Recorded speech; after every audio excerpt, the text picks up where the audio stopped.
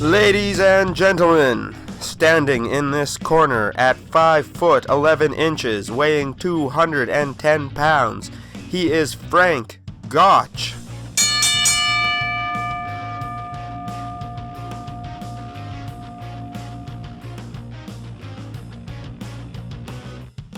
Frank Elvin Gotch, born April 27, 1877 and died December 16, 1917, was an American professional wrestler. Gotch was the first American professional wrestler to win the World Heavyweight Freestyle Championship and credited for popularizing professional wrestling in the United States. He competed back when the contests were largely legit, see Catch Wrestling, and his reign as World Heavyweight Wrestling Champion from 1908 to 1913 is one of the 10 longest in the history of professional wrestling. He became one of the most popular athletes in America from 1900s to the 1910s. Pro Wrestling Illustrated described Gotch as arguably the best North American professional wrestler of the 20th century. The son of Frederick Rudolph and Amelia Gotch, and of German ancestry, he was born and raised on a small farm 3 miles south of Humboldt, Iowa. He took up wrestling in his teens, earning a reputation by beating locals. He adopted the toe hold as his signature finishing move.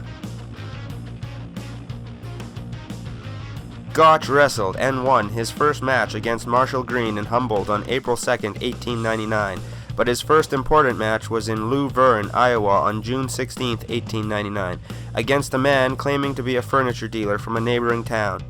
Gotch held his own for nearly 2 hours, but lost the hard-fought contest.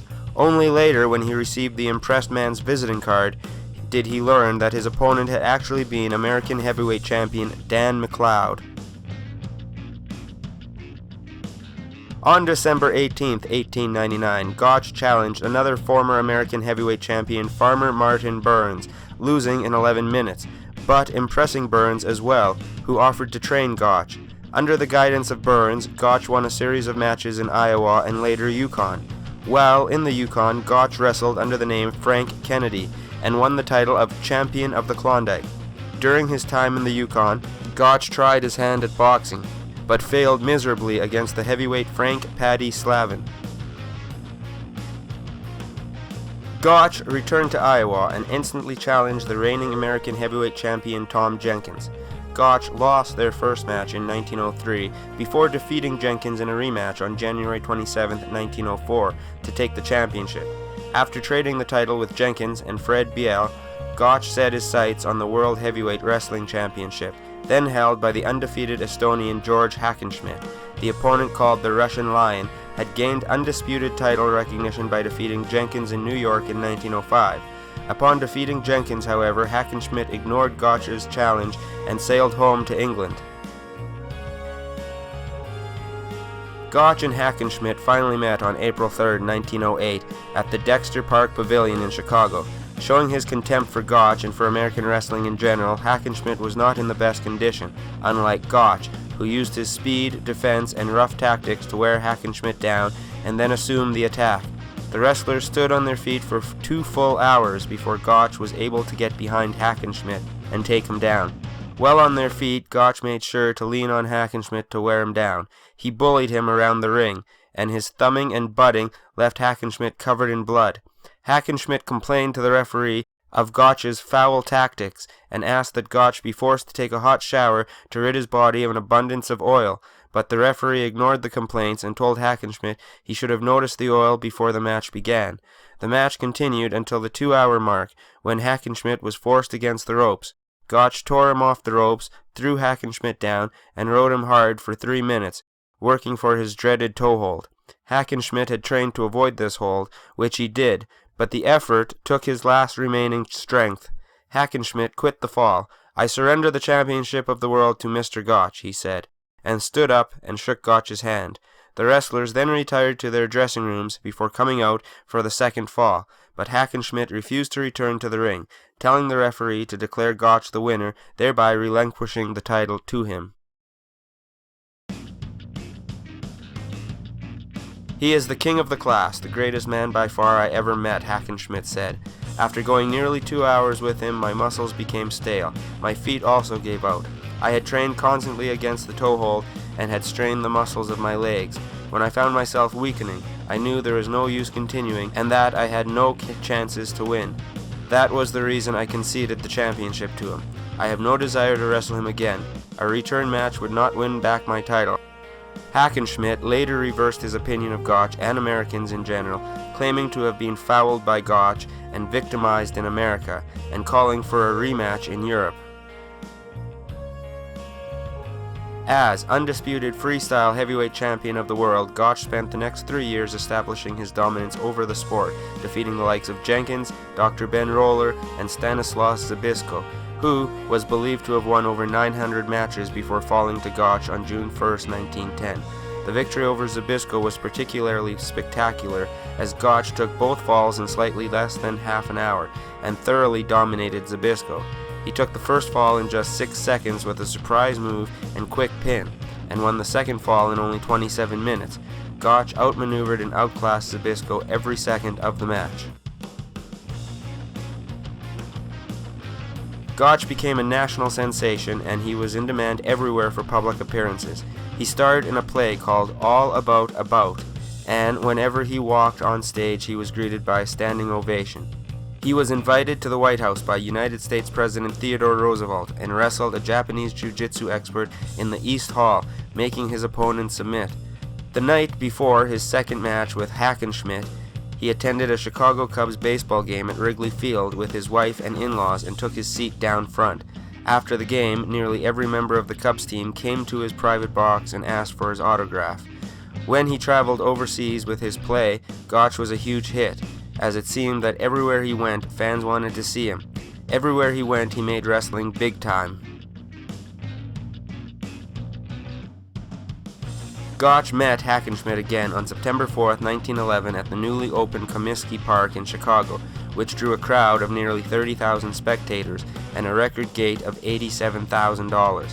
The rematch is one of the most controversial and talked about matches in professional wrestling history, as Hackenschmidt injured his knee against Roller, his chief training partner. Years later, wrestler Ad Santel told Lou Thez that he was paid $5,000 by Gotch's backers to cripple Hackenschmidt in training and make it look like an accident. However, according to Hackenschmidt himself, the injury was accidentally inflicted by his sparring partner, Dr. Roller, when trying to hold Hackenschmidt down onto his knees, and Roller's right foot striking Hackenschmidt's right knee.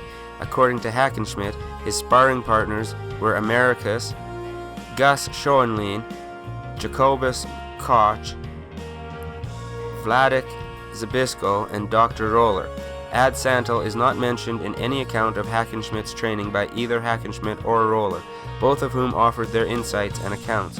Whatever the case may be, if the injury was real, Dr. Roller did not consider it serious, and referee Ed Smith dismissed it as inconsequential. Hackenschmidt himself ignored it completely in declaring the day before the match that he was fit to wrestle for my life, and was satisfied with my condition and confident of the outcome. If there was a knee injury, Gotch discovered it quickly and took advantage of it, so Hackenschmidt was easy prey for Gotch, losing in straight falls in only 30 minutes. Gotch clinched the match with his feared toe hold, which forced Hackenschmidt to quit. Gotch reigned as the World Heavyweight Wrestling Champion from his first victory over Hackenschmidt in 1908 until he retired in 1913 after defeating Estonian George Lurit, April 1, 1913 in Kansas City, Missouri. Gotch is one of the longer reigning world champions in the history of professional wrestling, with a reign that spanned nearly 5 years. The only other champions to have longer reigns than Gotch are Bruno Sammartino, who held the WWF World Heavyweight Championship for a record of 7 years and 8 months, Lou Thez, whose 5th NWA World Heavyweight Championship lasted 7 years and 7 months, and Vern Gagne, who held the AWA World Heavyweight title for 7 years and 3 months.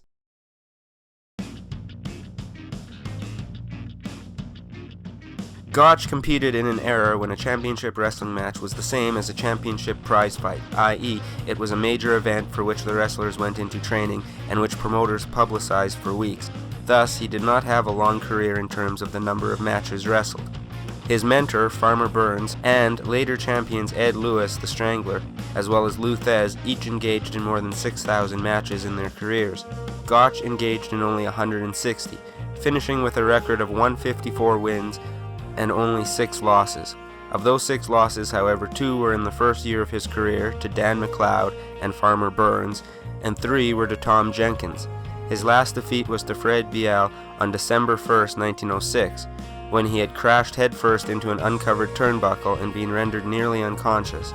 He defeated Biel in 7 rematches and never lost again by the time of his retirement in 1913. Gotch was, by all accounts, a superior professional wrestler, possessing tremendous strength, lightning quickness, genuine agility, cat-like reflexes, impeccable technique, superb ring generalship, a mastery of the use of leverage, and a full knowledge of professional wrestling holds, counterholds, and strategy. He was always in the best of condition and possessed both enormous courage and an indomitable will to win, ever ready to match his heart, his gameness against any man in the world. He was highly aggressive, but always kept his cool.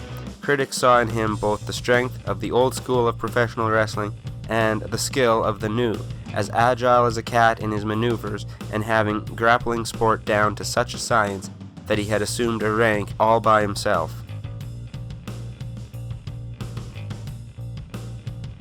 There is another side to this story that, when Lou Thesz was just starting out in the early 1930s, there were a good many professional wrestlers still active who had known Gotch and were not reluctant to talk about him. The picture that emerged of Gotch from those conversations, Thesz recalled, was of a man who succeeded at his business primarily because he was, for lack of a kinder description, a dirty wrestler. That's not to say that he was incompetent, because everyone I ever talked with said he was one of the best.